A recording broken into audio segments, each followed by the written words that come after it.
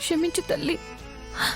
విహారీ గారు నాకు తాళి కట్టిన భర్తే అయ్యుండొచ్చు, కానీ ఆయన పక్కన భార్య స్థానంలో నేను లేను. ఆయన మనసులో భార్య అనే భావనలో నేను లేను. అలాంటప్పుడు ఆయన మీద నాకు భర్త అనే భావన కలగకూడదు. భర్త మీద కలిగే ఆశ నా మనసులో పుట్టకూడదు. ఎక్కడ తప్పు జరిగిందో నాకు తెలీదు, కానీ భర్త అనే ఆశ నా మనసులో పుడుతుంది. కనకం, కనకం. విహారీ గారు సహస్రమ్మని పెళ్లి చేసుకుందాం అనుకుంటున్నారు. వాళ్ళిద్దరూ భార్యాభర్తలుగా కొత్త జీవితం మొదలు పెడదాం అనుకుంటున్నారు. ఒకరి మనసులో ఒకరు ఉన్నారు. అలాంటప్పుడు నేను విహారీ గారి మీద ఆశపడటం తప్పు. ఆయన్ని నా భర్తగా ఊహించుకోవడం చాలా పెద్ద పొరపాటు. ఒక భార్యగా ఆయన మీద నాకు ఆశ కలగడం క్షమించరాని నేరంతో సమానం. కనకం ఎక్కడికి వెళ్ళింది?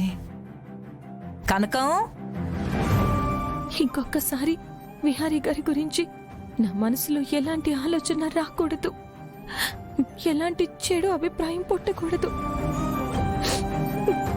నాకు అలాంటి భావన కలగకుండా నువ్వే దీవించు తల్లి, నువ్వే దీవించు.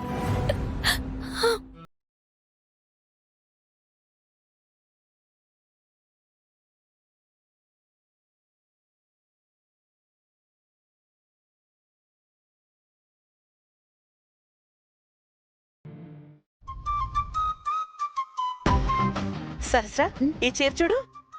ఈ కలర్ ఎంత బాగోలేదమ్మా. సహస్ర, ఈ చీర చూడు. ఈ డిజైన్ మరీ ఓల్డ్ ఫ్యాషన్ లో ఉంది పిన్ని.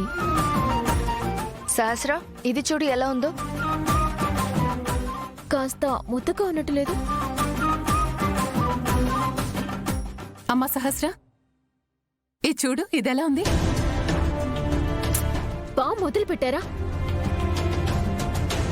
మీ టేస్ట్ నా టేస్ట్ సెట్ కాదని ముందే చెప్పాను కదా.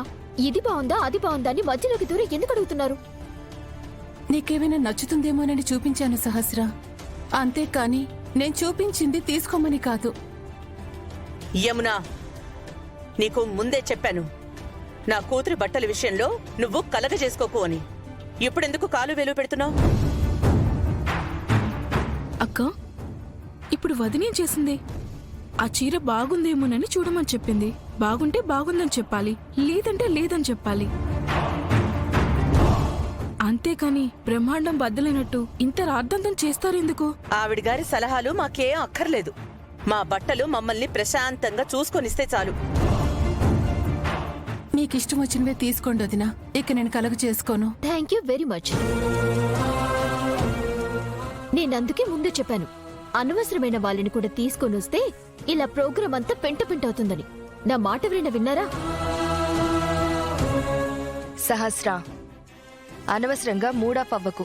చిన్న చిన్న విషయాల్ని చూసి చూడనట్టు వదిలేయాలి. ప్రతిదాన్ని పుర్రెకెక్కించుకుంటే ప్రశాంతంగా ఉండలేం. Be cool. అవును సహస్ర, ముందు వచ్చిన పని కానిద్దాం. చీరలు చూడు.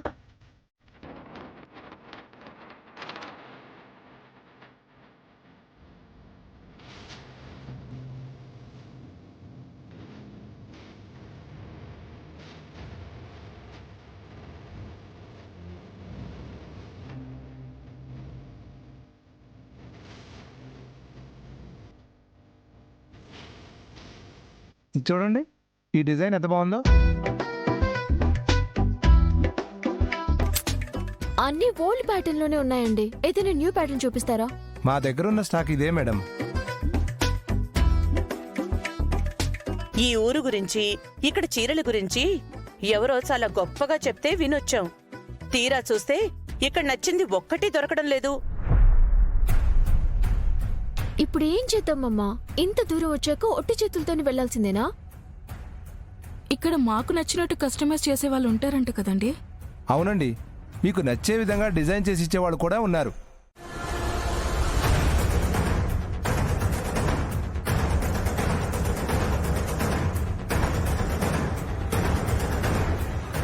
సహస్ర, ఏంటి అంత దీర్ఘంగా ఆలోచిస్తున్నావు? బావ ఇప్పుడు ముంబైలో ఏం చేస్తున్నాడో ఏంటో పిన్ని. బావా బావా అని తెగ కలవరిస్తున్నావు. బావ కాస్త భర్త అయ్యాక ఎంత కలవరిస్తావో చూడాలి.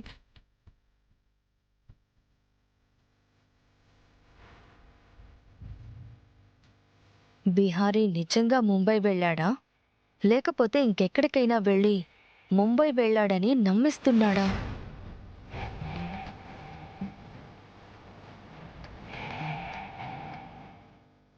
మేడం, మీరు నాతో రండి. నేను ముందు సైకిల్ మీద వెళ్తాను, మీరు నన్ను ఫాలో అయిపోండి. సరే సరే అమ్మా పద.